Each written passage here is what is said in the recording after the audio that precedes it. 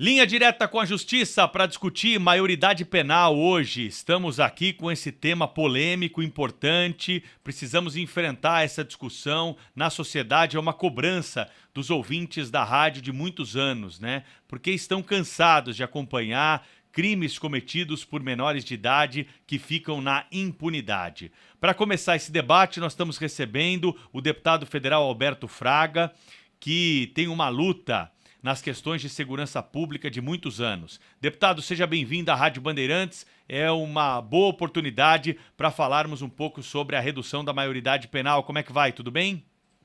Tudo bem, é um prazer estar aqui com o programa de vocês.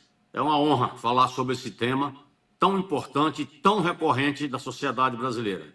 Como esse assunto está sendo tratado hoje, em 2025, pelo Congresso Nacional? Infelizmente, lamentavelmente, eu me recordo que eu passei 20 anos lutando para que as emendas constitucionais que tratam da redução da idade penal fosse votada.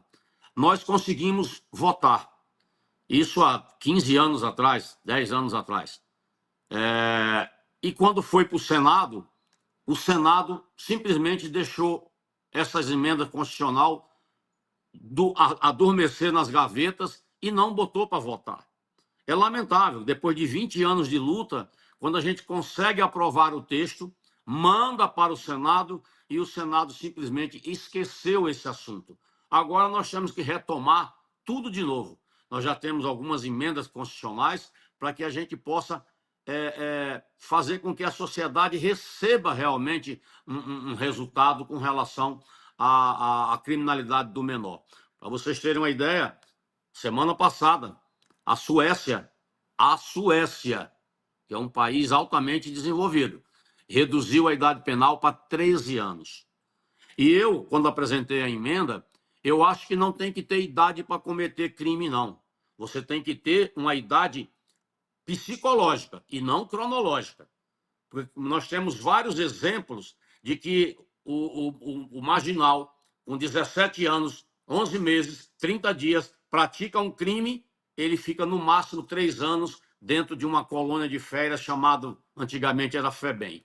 Mas se no dia seguinte ele cometeu o mesmo crime, latrocínio, ele pode pegar até 30 anos. Aí eu pergunto a você que nos ouve, será que em um ano, será que em um dia ele amadureceu o suficiente?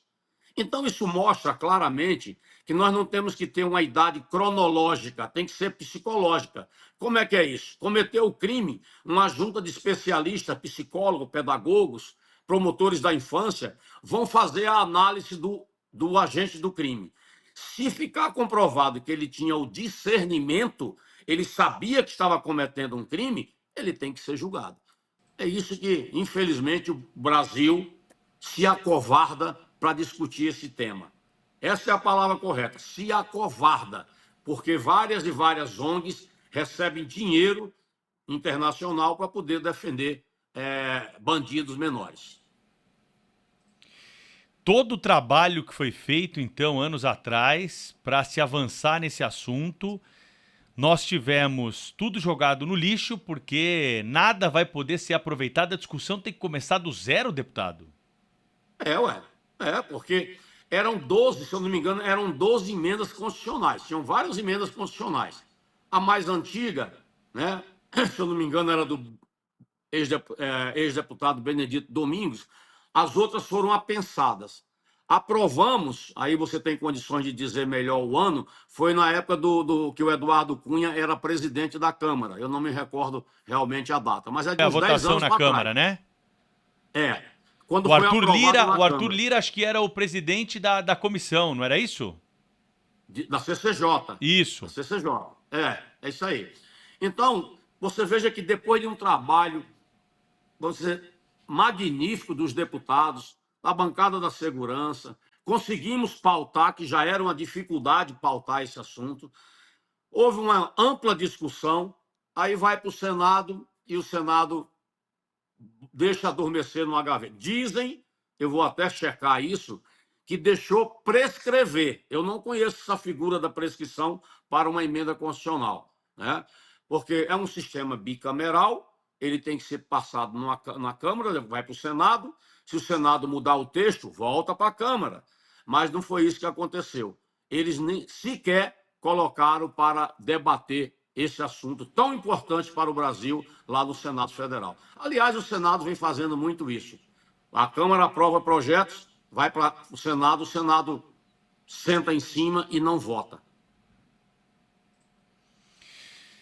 E como é que começa essa discussão agora? Já tem algum projeto? Há alguma expectativa de que essa discussão possa ser retomada nos próximos dias, semanas, meses na Câmara Federal, deputado? Infelizmente, eu não sou tão otimista assim, né? Nós temos, se eu não me engano, já tem 2 ou 3 emendas constitucionais que tratam do mesmo assunto, mas agora, recente. Eu tenho percebido que o presidente Hugo Mota está muito assim voltado à pauta da segurança pública. Ele sabe e reconhece que o Brasil precisa avançar em algumas coisas. Eu faço questão de dizer que eu não sou contra o ECA. O Estatuto da Criança e do Adolescente, ele foi criado para proteger o menor carente, o menor abandonado, o menor de rua, não para proteger bandidos que são adotados por quadrilhas para cometer o crime, porque sabem que a punição é quase que, né, vamos dizer assim, zero.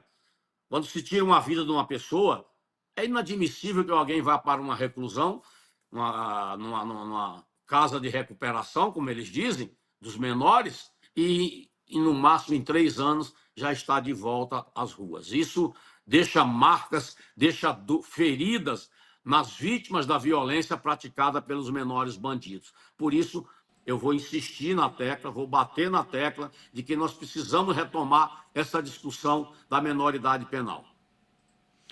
Deputado Alberto Fraga, como é que começa isso tudo? Explica qual é o caminho para o ouvinte da Rádio Bandeirantes. Essa é uma PEC, é um projeto de lei ordinário, lei complementar. Como é que funciona o caminho até essa aprovação? É uma emenda constitucional, né? Tem que ser uma emenda constitucional. Ela precisa de 308 votos para ser aprovada em 2 turnos. Veja que o caminho é longo. Aprovado em 2 turnos, aí sai de uma casa, vai para a outra. Chega no Senado, é o mesmo procedimento, né? Eu digo, lamentavelmente, o sistema nosso do ordenamento jurídico, para ser alterado, é um pouco, vamos dizer assim, demorado. A gente sabe que é. A não ser quando há um interesse, né?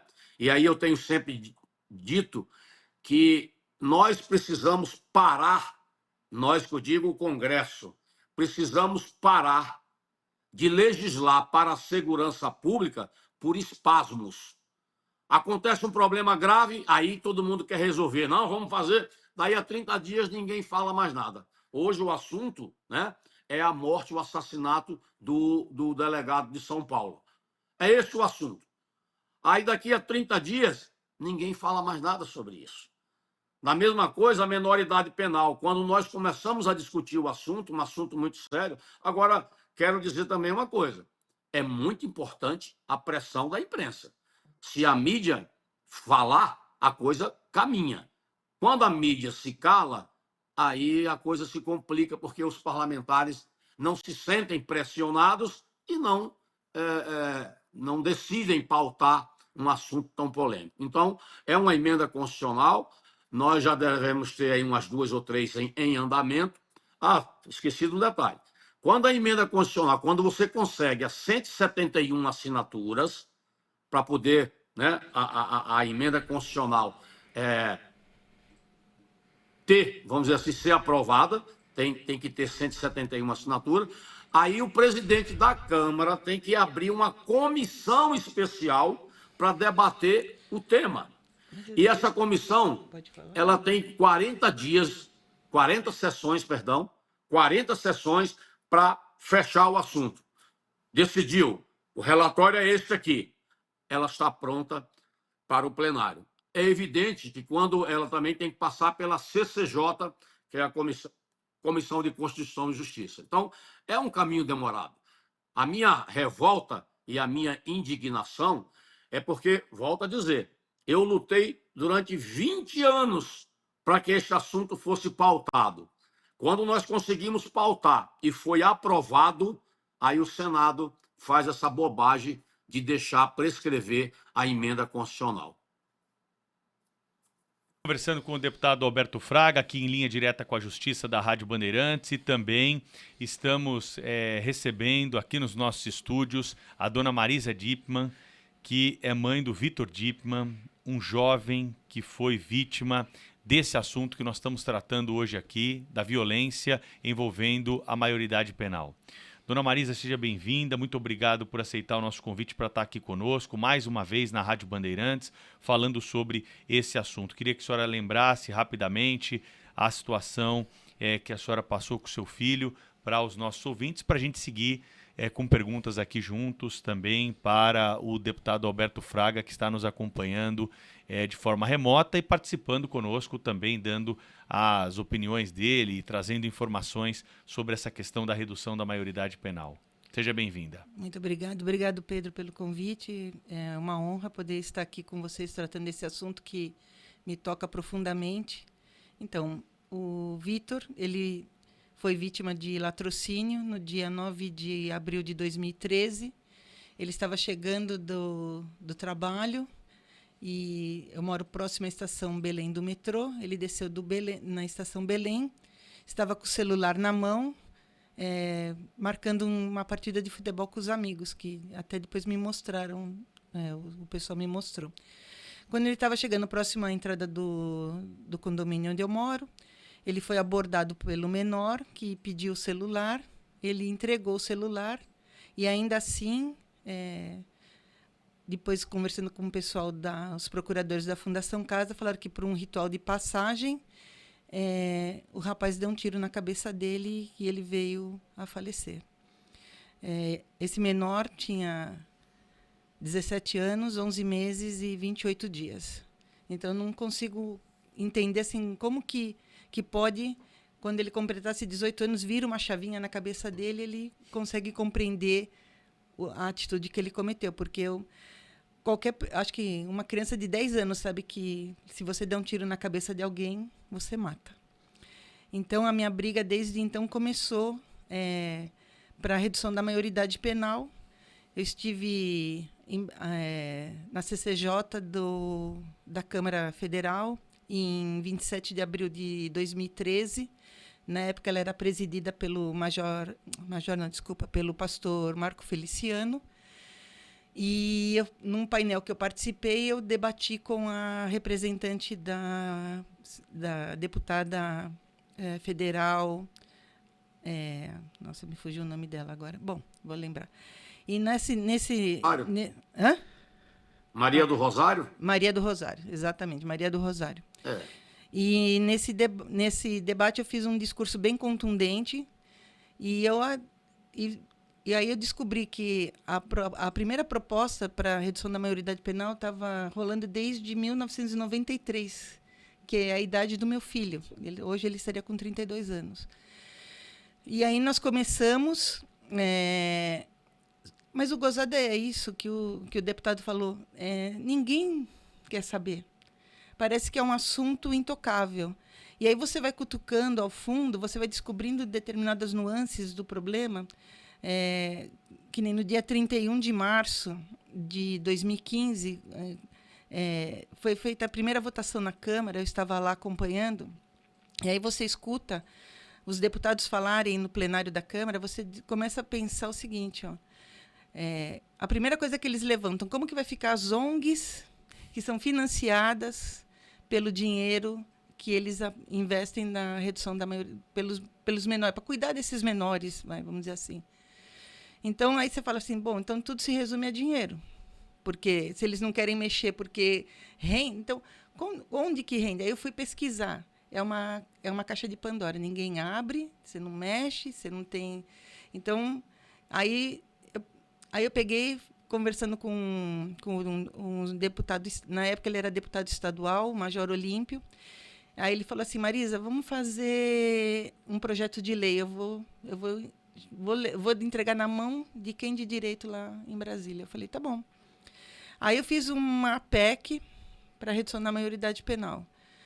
Foi encaminhada. Aí deu no que deu, passou na Câmara, o Senado engavetou, e agora ela prescreveu. Então tem que começar tudo de novo, como o nosso deputado ali estava falando. Aí eu peguei e falei assim, e se nós fizéssemos, em vez de uma PEC, fizéssemos um projeto de lei para mudar o artigo 102 do ECA, que é o que trata dessa que eles ficam lá até 3 anos em medida socioeducativa. Tal. Aumentar a punição. Aumentar a punição. Então, eu sentei justamente com o promotor da Vara da Infância e da Juventude de Santos, na época, e nós fizemos, entreguei também lá na Câmara, esse projeto de lei. Então, o que a gente fez? Por exemplo, hoje o ECA fala até 12 anos não acontece nada. Se ele te matar, tiver 11 anos e...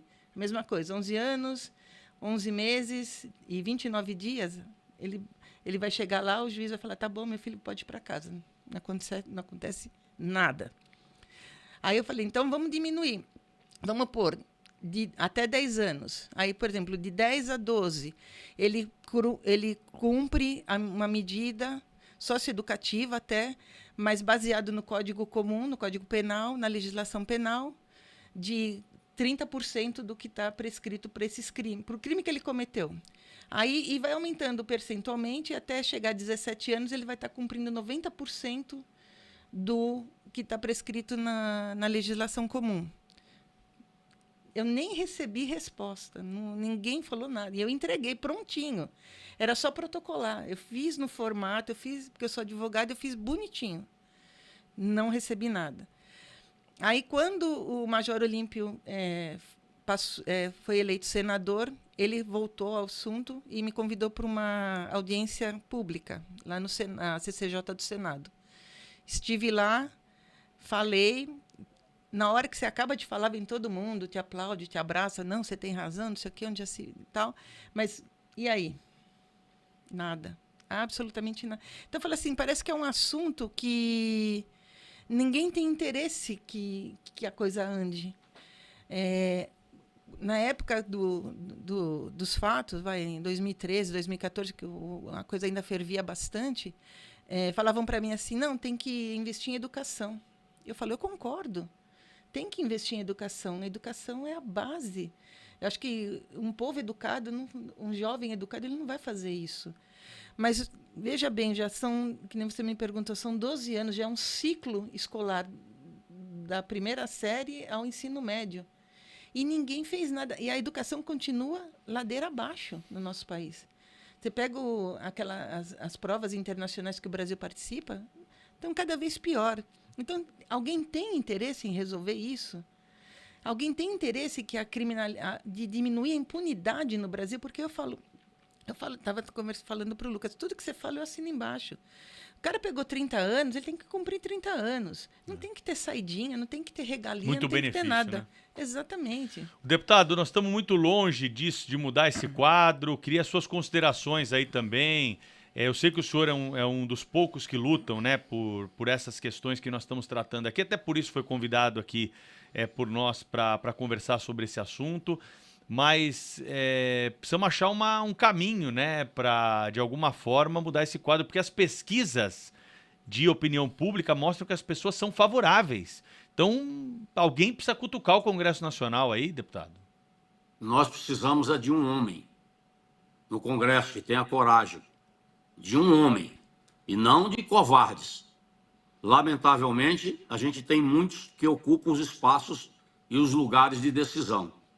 O presidente da República tem que ter coragem para mudar a situação do país. O descondenado que está aí, falar em mudar, aumentar a pena, é uma coisa que o mundo cai naquela Câmara. O mundo cai.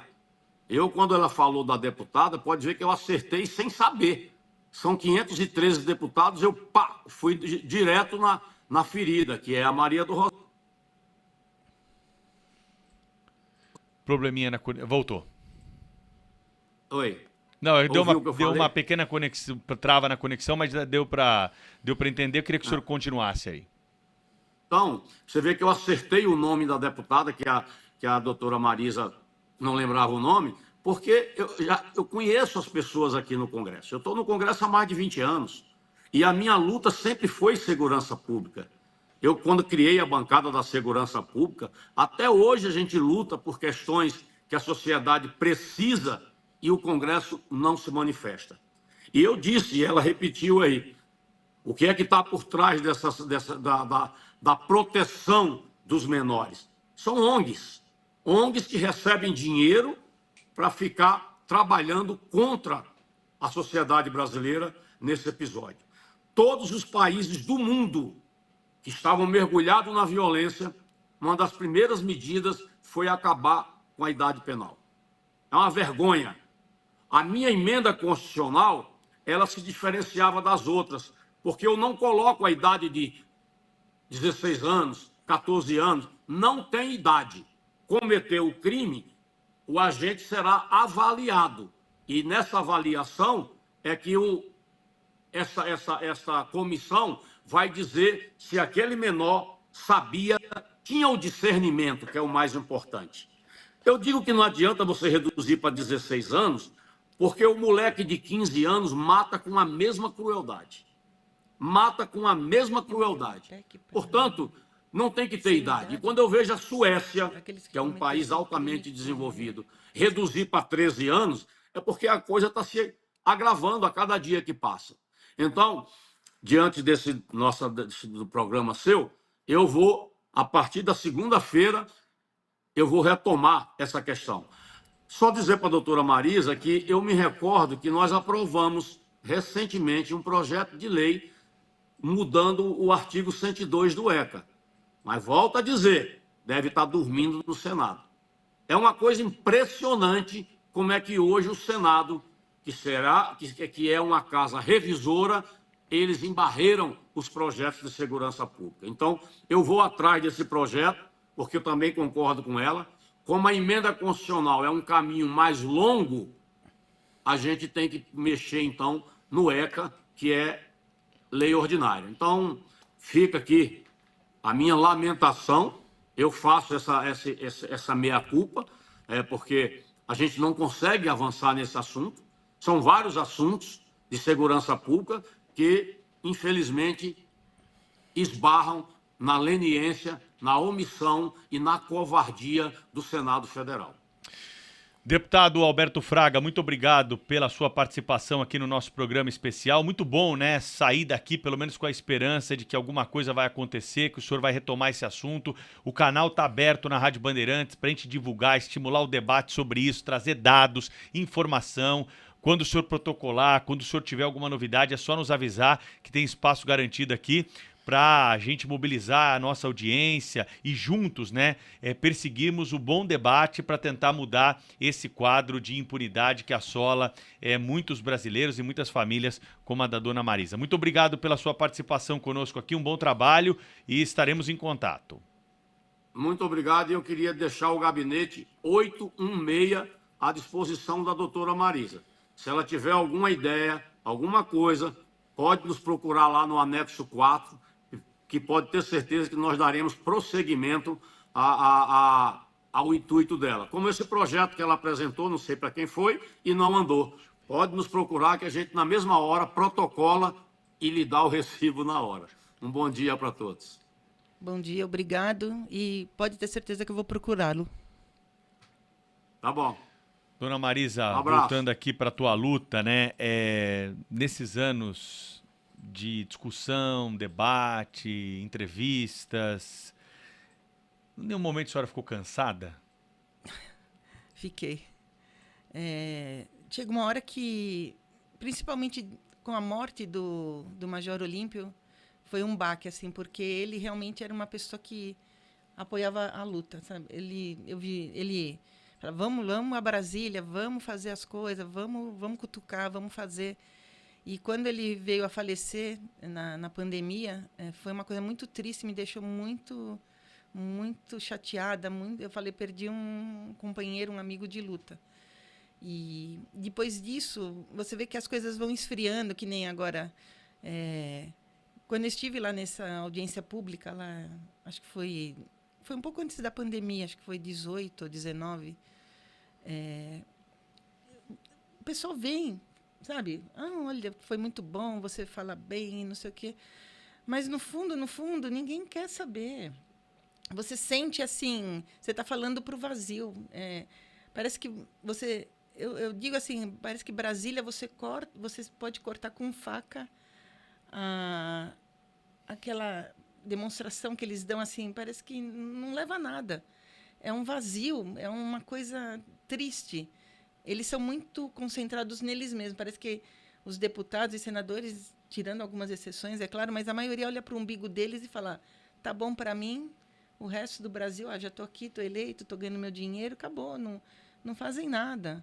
São muito pouco. Desses 513, se você tirar, sei lá, 10%, acho que é muito que vai te apoiar, que vai realmente segurar sua mão e vai te... Porque é difícil andar até lá em Brasília, é muito...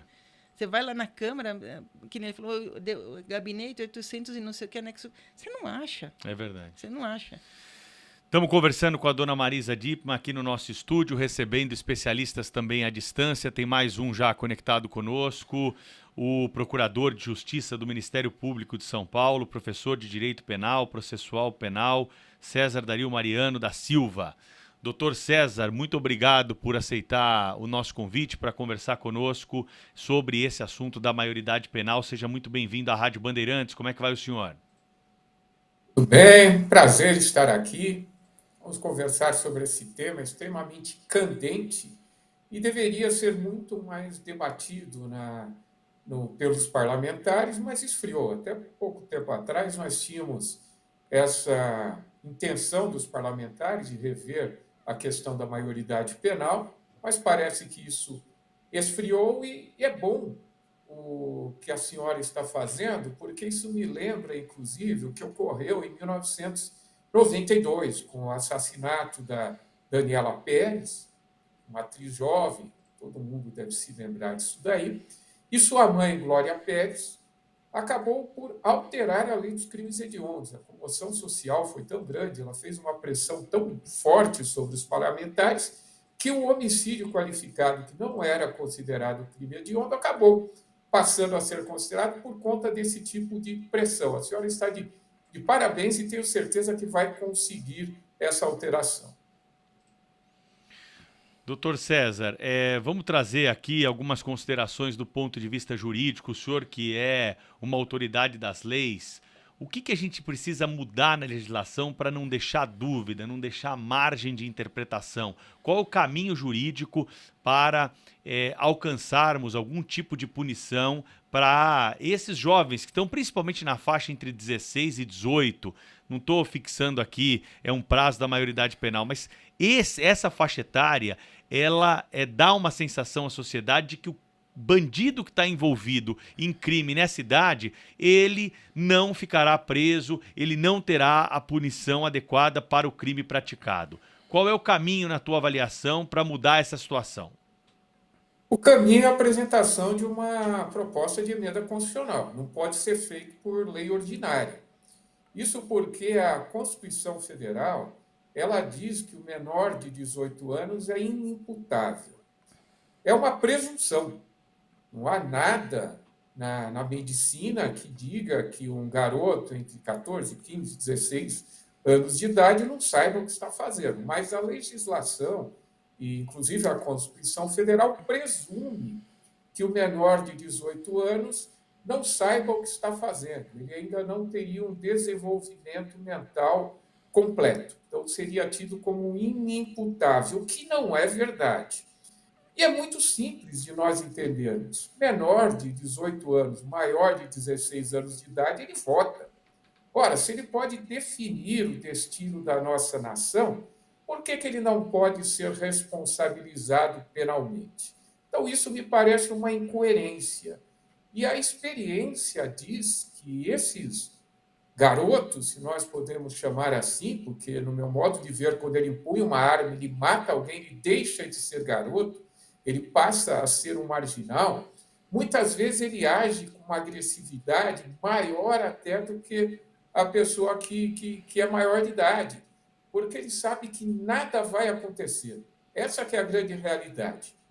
Ele vai ser internado se for um crime violento, que é o caso do do latrocínio e do homicídio, poderia ficar no máximo por 3 anos numa instituição, mas não fica. Sabemos que ele fica muito menos. Então, a punição, que deveria ser uma punição exemplar, não é. Tanto que eles não têm medo. E eles são extremamente agressivos. E eu vou mais longe. Quando tem um crime praticado com maior de idade e um menor de idade, normalmente o menor de idade assume o crime, porque ele sabe que a punição para ele é muito menor. Então, eles acabam praticando crimes muito violentos. E eu pergunto qual que é a diferença de um garoto de 16 anos empunhar uma arma de fogo e de um de 18 anos. Ele vai matar da mesma maneira. Então, a punição dele deveria ser da mesma forma que aquele que mata e tem 18 anos. Passou recentemente uma série que na Netflix com o nome de Adolescência. E ele mostra um menor de 15 anos de idade, salvo engano, que mata uma outra amiga. Lá na Inglaterra, ele foi julgado como maior de idade, porque é um crime que pode ser praticado por uma pessoa menor de idade, e se ele tiver consciência do que fez, ele é julgado como maior de idade. Eu defendo, como falou, como especialista, trabalho com isso daí há 35 anos, que o menor de 16 anos, né, a pessoa que tenha 16 anos, entre 18 anos, seja julgado como maior de idade, vai cumprir a pena num estabelecimento adequado, não junto com os maiores de idade, mas quando completar a maioridade penal, seja colocado, seja inserido na cadeia, como todos os demais maiores de idade. É um sistema que pode ser adotado, ou pode ser adotado o sistema da Inglaterra, dos Estados Unidos, que é feita uma perícia para saber se a pessoa tinha condições de saber o que fez de errado. E eu garanto uma coisa: qualquer criança, qualquer adolescente, no caso, com 16, 17 anos de idade, sabe perfeitamente que não pode matar, não pode roubar, não pode traficar. E por isso, no meu modo de ver, deveriam ser julgados da mesma maneira que os maiores de 18 anos de idade. Estamos conversando com o Dr. César Dario Mariano, também a doutora Marisa Dipman, aqui em Linha Direta com a Justiça. Doutora Marisa, ouvindo aí as explicações, né, da legislação do Dr. César e comparando com o teu caso de vida, a senhora tem noção de quantos anos ficou recluso o criminoso que matou seu filho? Então, primeiro de tudo, é um prazer falar com o senhor, doutor. Espero que a gente possa realmente fazer a diferença nesse país para diminuir a impunidade. E, então, o que eu soube foi o seguinte: ele, na época do crime, ele se entregou, aí ele foi lá para a Vara da Infância e da Juventude, lá no Fórum da Rua Piratininga, lá no Brás. E aí de lá ele já... eu não pude acompanhar o processo, porque eu era mãe. Apesar de ser advogada, eu não podia acompanhar o processo. Pelo menos foi o que me falaram. Mas também não fiz muita questão. Aí eu fiquei sabendo o seguinte, que ele recebeu uma medida socioeducativa de até 3 anos. Na realidade, ele teria que passar 3 anos. Só que o ECA fala assim, que a cada 6 meses eles passam por uma avaliação psicossocial para ver se eles não estão já em condições de voltar para a rua. No meu caso, como a gente também, que nem ele comentou, quando você faz muita pressão social, eles não soltam tão fácil. Mas o que aconteceu? Ele prestou um vestibulinho para a ETEC e passou. Então, ele tinha que sair da unidade da Fundação Casa em que ele estava cumprindo a medida socioeducativa com escolta. E é ele e 2 pessoas o escoltando para ele assistir a aula. E isso ficava inviável, pelo menos foi o que me falaram, para a Fundação Casa. Então, com 1 ano e 10 meses, ele foi posto na rua para ele continuar os estudos dele. Depois disso, eu não sei, realmente, eu nunca quis saber que fim que ele levou, vamos dizer assim. Eu falo, para mim, ele é uma pessoa que está morta. Eu não sei se ele está vivo, está morto, mas para mim, Claro, não faz bem, né? para mim ele está morto. Pra senhora. Agora, é muito pouco, né? É muito pouco. Não, Um ano e pouco ficha limpa, né? é uma coisa... Ficha limpa.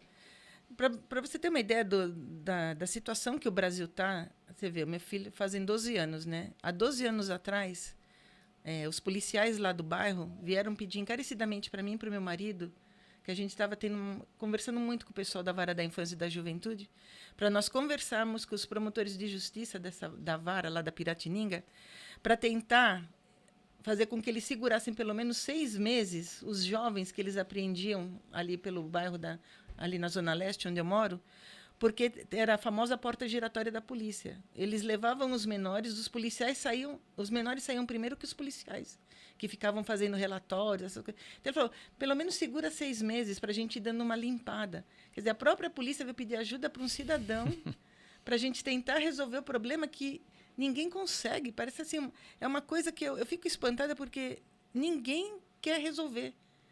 As pessoas não querem resolver o problema. Porque é o que você falou. Se você faz uma enquete, na época foi feita várias enquetes. Você é a favor da redução da maioridade penal? Normalmente era de 85% a 90% da população. E eu acredito que hoje, se for feita essa enquete, vai dar mais ou menos isso. Ou talvez uns 80%, porque o assunto esfriou um pouco. Mas você vê, depois do caso do Vitor, teve aquele caso escabroso daquela dentista que foi queimada viva porque ela só tinha R$ 32 por 3 menores. O pai chegou, ela estava sentada no sofá sendo queimada viva. Imagina a situação daquele pai. Depois teve aquela GCM, Paola. Ela estava saindo de casa, o menor foi assaltá-la, deu um tiro também na cabeça dela. Quer dizer, você vai pegando vários e vários casos, é um atrás do outro, e ninguém faz nada. Ninguém quer, não sei, parece que é um tabu, parece que é uma coisa assim, olha, não vou fazer, eu não quero mexer com isso. Mas aí eu fico, que nem eu falei para o deputado, para mim é dinheiro, só pode ser dinheiro que está por trás disso, para ninguém querer mexer. Porque senão, de outra forma, já teria mudado essa legislação penal, porque o Brasil está ficando o país da impunidade. E eu acho que a gente não tem que combater isso, não pode ser assim. Eu tenho netos hoje. Eu quero que o meu neto viva seguro no meu país. Eu não quero que meu filho seja obrigado a sair do país para o meu neto ter uma condição de vida melhor. Eu adoro o Brasil. Eu adoro, tanto que eu não mudei do Belenzinho. Eu adoro o bairro que eu moro. Mas como que eu posso viver com segurança? Eu vejo o pessoal descendo do metrô com o celular na mão, me dói o coração, dá vontade de eu ir lá para a pessoa e falar, por favor, guarda o seu celular. Você não sabe o risco que você está correndo. Eu saio hoje com uma aliança na mão, eu não sei se eu vou voltar com ela, ou se eu vou voltar viva. Então, às vezes, eu deixo até em casa, eu não ponho. Quer dizer, é possível a gente viver dessa forma? Nós não temos qualidade de vida, é isso que eu falo. E os senadores, os deputados estão lá em Brasília e não fazem absolutamente nada. Absolutamente nada. E eu te juro, mandei projetos, eu estive lá. Teve uma vez que eu fui por minha conta, paguei a passagem de avião, fui e voltei no mesmo dia, por minha conta, para poder participar de um evento que ia ter sobre a redução da maioridade penal. E nem assim. Você chega lá, parece que assim, ninguém quer saber. Ninguém quer saber. A vaidade, parece que você corta a vaidade com uma faca, de tão grande que é. Eles se olham, parece que eles são assim, os semideuses. Eu nunca vi isso na minha vida, mano. E eles estão lá porque a gente põe eles lá. É o nosso dinheiro, é o nosso imposto que paga aquelas mordomias, tudo aquilo que eles têm lá. E eles não estão nem aí para o povo. Lembra de acho que você é novo, eu sou bem mais velho, tinha um personagem do Chico Anísio, que ele era político, e ele falava assim, um povo que se exploda. Uhum. É mais ou menos isso que eu sinto. Essa sensação. Doutor César, o senhor escreveu um artigo recentemente aí sobre a questão da redução da maioridade penal, né? Em que trata de um seriado Adolescência, do Netflix. Claro que a gente não quer contar o final aqui para quem assistiu, mas passa por esse debate sobre a maioridade penal. Aliás, passa de uma forma absolutamente diferente dessa necessidade que nós temos no Brasil de tocar na ferida. Esse assunto, ele não é nem colocado em pauta ali, né? É uma coisa que parte como uma premissa já da responsabilização de menor envolvido em crime grave, né, doutor César? Dúvida nenhuma. O problema da redução da maioridade penal é a questão da ideologia. O pessoal que se diz progressista é contra, ele não é contra só a redução da maioridade penal, ele é contra bandido ir para a cadeia. Ele é contra assaltante ir para a cadeia, latrocida, homicida. Eles acham que tem que esvaziar o sistema prisional. Então, tudo que é feito para que a segurança aumente, eles são contra. Isso daí, infelizmente, é uma questão de ideologia. Quando nós tratamos da redução da maioridade penal, parece sagrado para eles que isso não ocorra. Enquanto que é uma questão de segurança pública. Boa parte dos países hoje adota a questão da maioridade aos 18 anos. Tá? É verdade. Só que lá o sistema é totalmente diferente do nosso. Quando o menor pratica um crime, eles vão, normalmente chamado de reformatório. E é um reformatório mesmo. Se eles vão ficar lá 3 anos, 4 anos, 5 anos, eles ficam como se fosse, inclusive, uma punição para maior de idade. Então, é um sistema muito diferente do nosso, que é um sistema de faz de conta. Ah, como que eu sei? Porque eu já trabalhei na promotoria da infância. Eu vou dizer uma coisa, sabe quanto tempo que eu fiquei lá? 2 meses, eu não aguentei ficar mais. Isso daí tudo veio à tona, essa vontade de eu querer sair de lá, quando chegou um rapaz de 17 anos de idade, com 1,90 m. Ele era acusado de ter violentado uma menina de 12 anos de idade. Essa menina, de tão violentada que ela foi parar no hospital. Sabe o que aconteceu? Eu pedi a internação dele. Ele saiu solto de lá, solto com liberdade assistida, que entenderam, e o juiz, à época, entendeu que ele não tinha ainda entendido o que era uma relação sexual. Então, que ele teria um desvio do que seria uma relação sexual e ele não deveria ficar internado.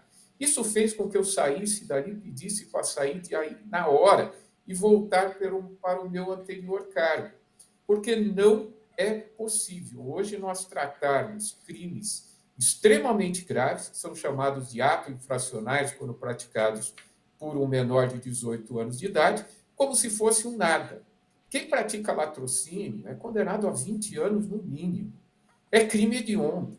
Vai ter que cumprir boa parte desse tempo em regime fechado. E para ter a progressão de regime, há necessidade de exame criminológico, a necessidade de que realmente essa pessoa demonstre que pode ir para o exame, o regime semiaberto. Depois vai ficar um bom tempo no semiaberto, para depois ir para o aberto. Mas quando nós tratamos de um latrocínio praticado por um menor de idade, acontece isso. Acabam ficando um ano e pouco, lá na Fundação CAS, e lá não é uma punição como se fosse para o maior de idade, que essa é a grande realidade. Isso faz com que esses menores achem que podem fazer o que quiserem, tanto que eles acabam assumindo os crimes praticados por maiores, que eles sabem que não vai acontecer nada.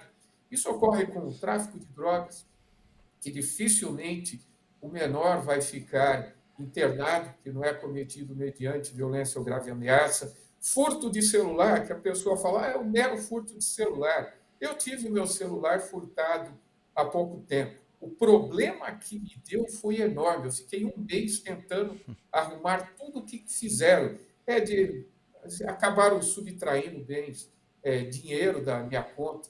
Tive problema de invasão das minhas contas em redes sociais. Tive uma série de problemas. WhatsApp mandado para todo mundo, pedindo dinheiro em meu nome. Quer dizer, é algo extremamente grave que é tratado como se fosse nada. Quando o menor pratica, então, é muito pior. Porque ele sai 1, 2, 3, 4, 5 vezes, a polícia leva, e é verdade o que os policiais falam. Levam, e no dia seguinte está lá praticando o crime de novo. Essa que é a grande realidade. Nós temos de mudar isso, porque ninguém aguenta mais a impunidade que ocorre no Brasil. O crime organizado aumentando cada vez mais.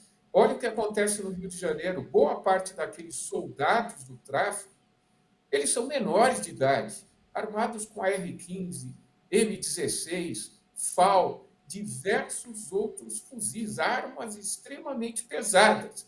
Se são presos, o que acontece?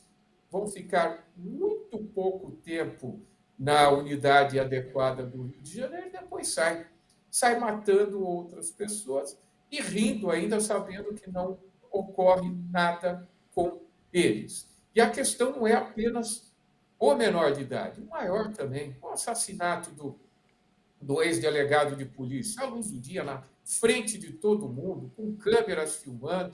O que aconteceu no aeroporto aqui internacional de São Paulo, que mataram um delator. Então, o crime organizado está se fortalecendo de tal maneira que, se nada for feito, nós nos tornaremos um México em que os cartéis de drogas acabam dominando praticamente todo o país. Isso já ocorre em diversos estados do Nordeste, em que algumas cidades há locais que você não pode ingressar, o que ocorre também nas comunidades do Rio de Janeiro, e aquilo é tratado como se fosse um nada. Chegou-se até o ponto de praticamente se proibir ações policiais nas comunidades carioca por conta da Covid-19. E o que aconteceu? O crime organizado aumentou de tal forma que hoje, para entrar lá, só com aparato de guerra. Cansei de escrever, falar sobre isso, falo, escrevo artigos, dou entrevistas e cada vez está piorando. Toda vez que se mexe na legislação penal ou processual penal, é para piorar, para facilitar a vida do bandido. Registre o que eu estou dizendo. Se continuarmos assim, é questão de anos para que nós possamos nos tornar um narco-estado, dominado como é determinado de vários países que nós temos na América Latina, dominados pelo crime organizado, dominados pelo narcotráfico. Isso é questão de tempo, se nada for feito, porque o que o crime organizado tem feito, logo vai começar a matar juiz, promotor, delegados de polícia. Aí eu quero ver como vai ficar a situação.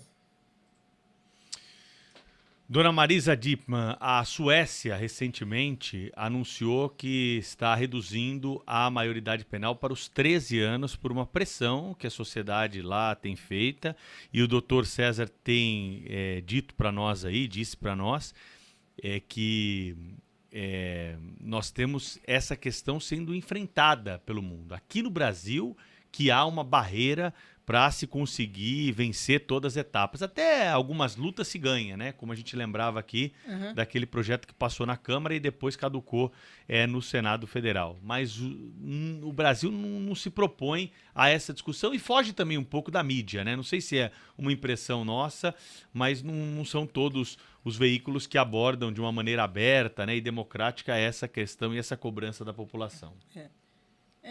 Infelizmente, Pedro, você vê, a minha entidade de classe, a OAB, eu escrevi um artigo para uma revista chamada Consulex, falando sobre a redução da maioridade penal, e eu fui criticada, porque a OAB não apoia a redução da maioridade penal. Aliás, a OAB, vou te falar uma coisa, né? É uma vergonha, na minha opinião, sinto falar, mas é uma vergonha. Eles não fazem absolutamente nada para melhorar o nosso país. A impunidade está aí, comendo solta. E o que você vê a OAB fazer? Infelizmente, nada. A OAB é uma vergonha. Eu escrevi artigos para a Folha de São Paulo, Estado de São Paulo. No UOL, uma vez, uma pessoa publicou um artigo falando contra a redução da maioridade penal, pedi direito de resposta, eles me deram, e o assunto rendeu pra caramba. Mas, assim, tudo é o que eu falo. Eu faço, porque eu prometi ao meu filho. Eu falei, filho, eu vou tentar fazer o que eu puder, porque a minha luta... às vezes as pessoas não conseguem entender isso. A minha luta não é para mim. Eu já perdi. A minha luta é para que outras pessoas não percam. Você deve ter filhos, eu não sei, mas... Então, eu fico imaginando isso. Poxa, será que é justo? Será que eu não posso fazer alguma coisa para que o seu filho viva em segurança, o meu neto viva em segurança? Porque eu falo isso, gente, eu vejo as pessoas andando com o celular na mão na rua, me dói o coração. Me dói o coração. Eu falo, essa pessoa vai acabar sofrendo. Se ela for só levar do celular dela, ótimo. O problema é vão levar a vida, porque às vezes a pessoa não quer entregar. Você lembra, faz pouco, acho que faz um ano e pouquinho, um moleque estava no ponto do ônibus. Ele entregou o celular também e matar. Por quê? Porque eles têm... conversando com, talvez, o doutor César, posso até falar, que ele ficou lá na vara da infância, eles têm um ritual, eles chamam de ritual de passagem. Então, quando eles estão próximos a fazer 18 anos, eles têm que cometer um crime grave para mostrar que eles são, bandidões. Então, meu filho foi um desses, porque meu filho entregou o celular, ele não reagiu, tem um vídeo. Eu lembro da porta do prédio. Ele não fez absolutamente nada. Tanto que ele entregou o celular, que a tela clareia ele dando o celular para o rapaz. E o rapaz atirou. Então, eles falam, é o ritual de passagem. Então, esses que matam a troco de nada, pode ter certeza. Por quê? O que acontece? Lá no meu bairro tem a famosa favela, bom, não é mais favela, agora é comunidade, Nelson Cruz, que é onde ele correu para lá, para se esconder. Tanto que a polícia fez uma operação sufoco, na época, chamava Operação Sufoco, fechou todas as entradas, aí obrigou ele a se entregar, porque os próprios traficantes falaram, a gente tem que trabalhar, assim não dá para ficar. Então, ele se entregou.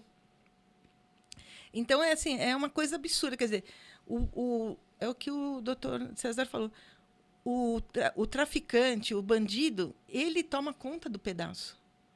E você não consegue fazer nada, que nem teve um projeto de lei, na época que o vice-presidente Alckmin era governador, que ele ia tirar aquela comunidade dali, ia construir conjuntos habitacionais e levar o pessoal. Porque quando aconteceu tudo isso com meu filho, eu falei, não, eu preciso ir lá conhecer essa comunidade.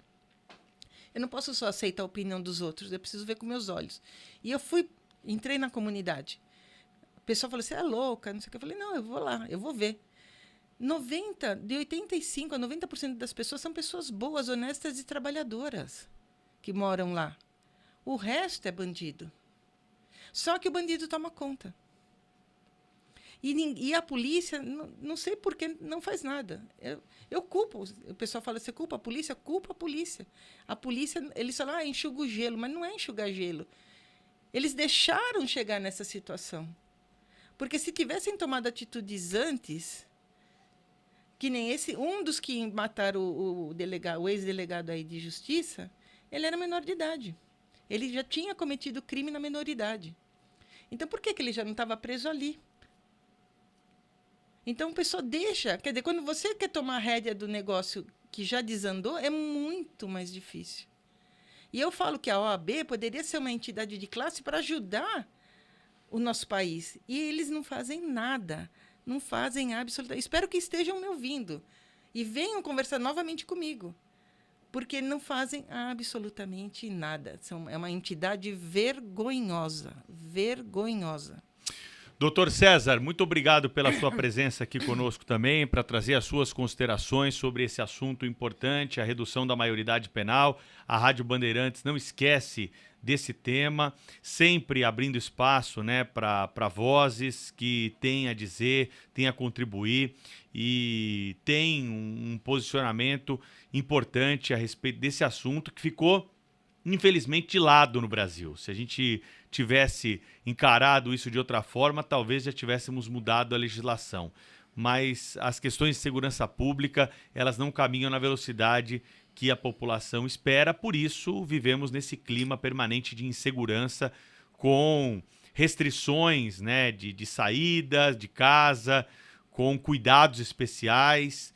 Como disse a dona Marisa aqui, o cuidado com o celular hoje é uma preocupação, uma recomendação, e nós deveríamos viver num outro tipo de sociedade, né, onde as pessoas podem atender o telefone, podem utilizar com tranquilidade os seus bens, sem que tenham essa ameaça do crime permanente, porque o criminoso, a sensação que se tem é que sempre o criminoso vai acabar bem e as pessoas, as vítimas, não são amparadas.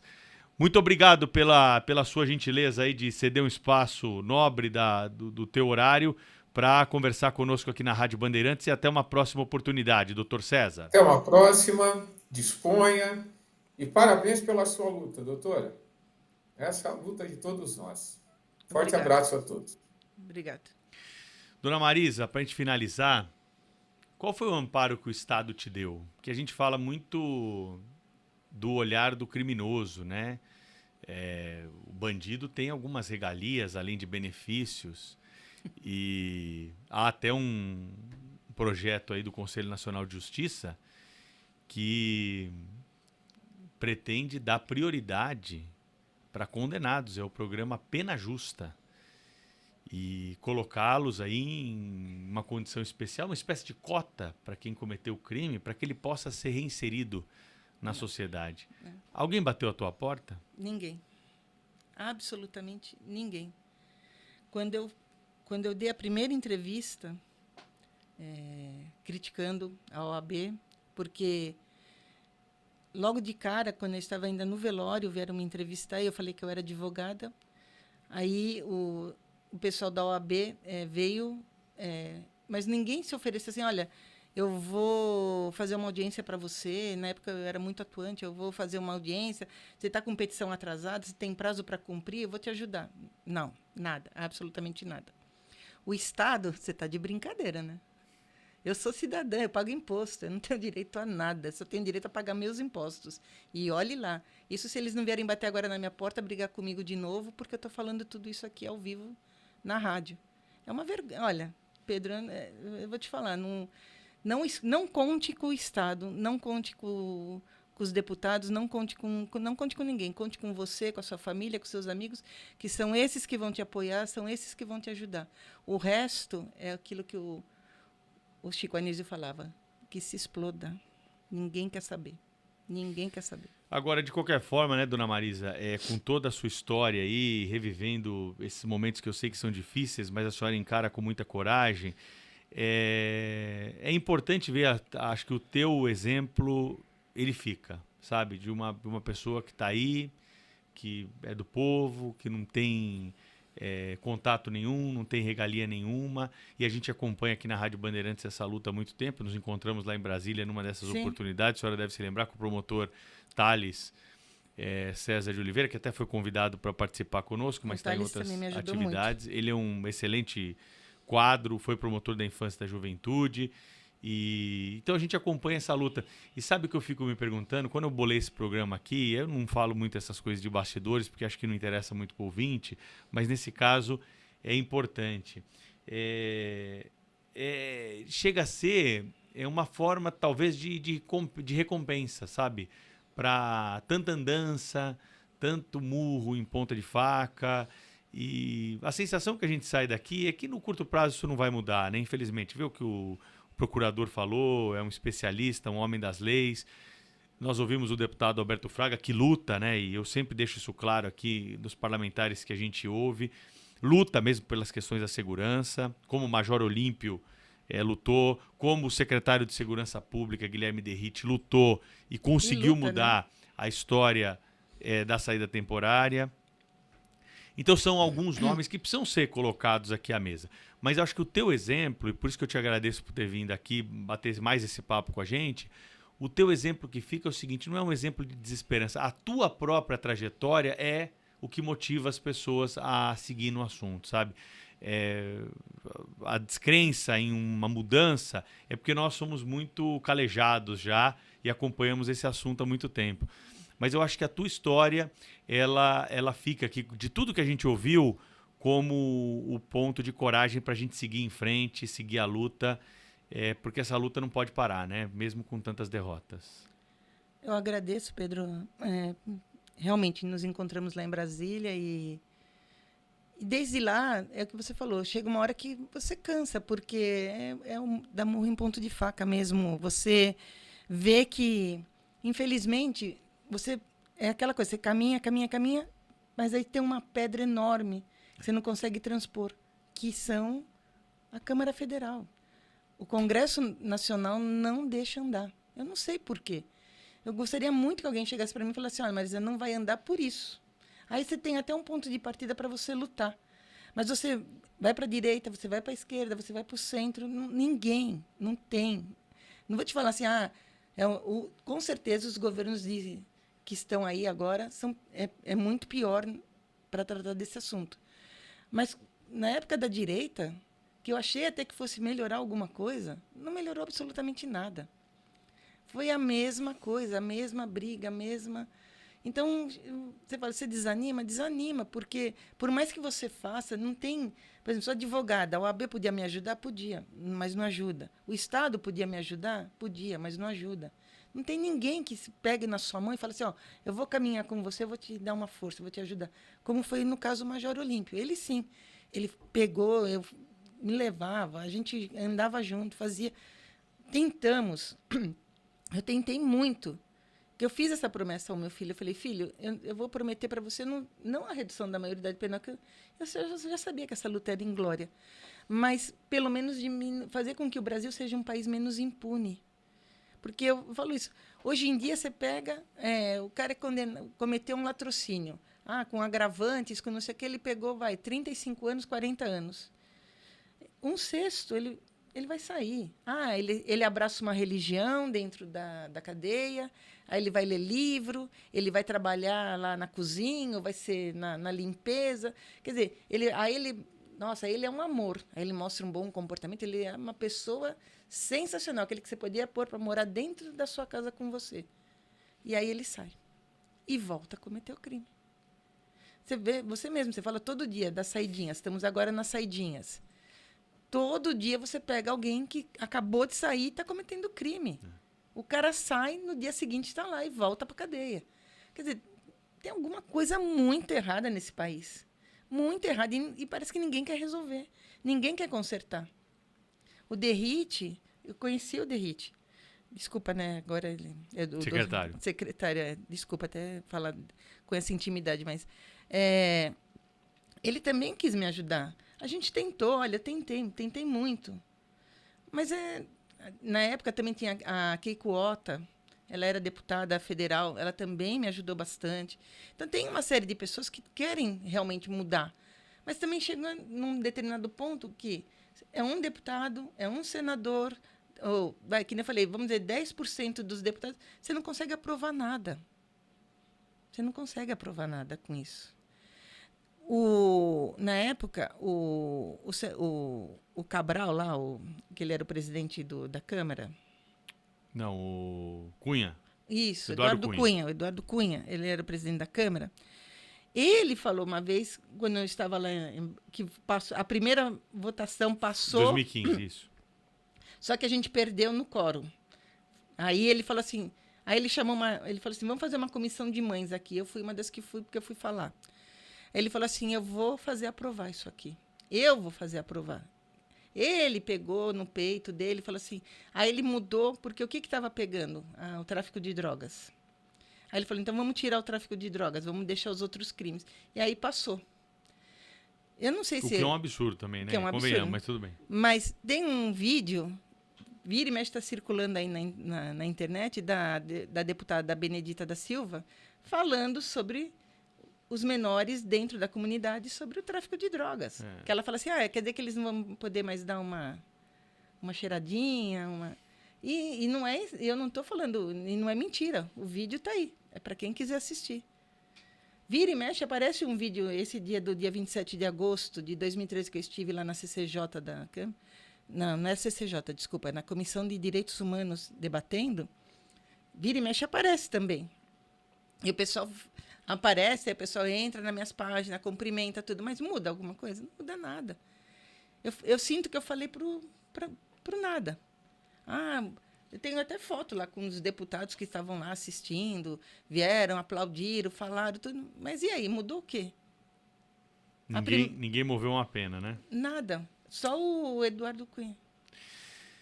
Dona Marisa, muito obrigado por ter vindo aqui para falar com a gente na Rádio Bandeirantes. Vamos continuar acompanhando o assunto, a senhora é ouvinte, sabe, e assim que tiver novidade, a senhora será acionada, claro, ou...